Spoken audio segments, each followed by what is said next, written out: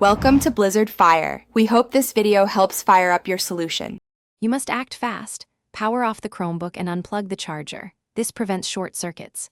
Once it's off, remove external cards and devices so nothing drags current. Flip the device keyboard down or tent it over a soft towel to let gravity work. Blot visible drops with a lint-free cloth. Do not rub.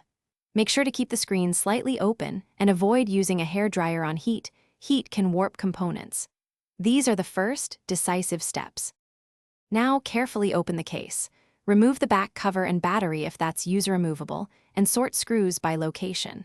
You're looking for corrosion, residue, or pools of liquid. These must be cleaned.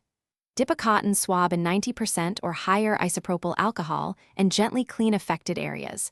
Alcohol displaces water and evaporates cleanly. Once cleaned, use short bursts of compressed air to move remaining moisture. Hold fans to prevent overspin. Make sure to work in a static-free area and proceed methodically. Once cleaned, leave the Chromebook to dry for 24 to 48 hours in a low-humidity spot. Silica gel pack speed drying. Do not use rice. After thorough drying, reassemble with care and reconnect the battery last. Then power up and test keyboard, trackpad, Wi-Fi, and charging. If you see odd behavior, no boot, flicker, or unresponsive keys, power down and document symptoms. Make sure to take that evidence to a technician, because persistent.